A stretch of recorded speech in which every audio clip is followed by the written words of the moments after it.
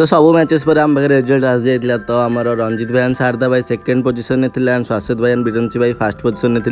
Then second half chikoo मु अल्प किछटा सांग एंड आम सीनियर्स मैंने समस्ते जाइलु बाहर को लंच करने जस्ट बिकज तापर भी आम अलग किसी प्लान्स थिला।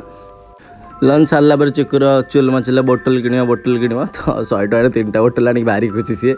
देन सब कम सारा शॉपिंग वगैरह सारा आम जाइलु इनसिडियस मूवी। भाई मूवी बहुत बढ़िया होता।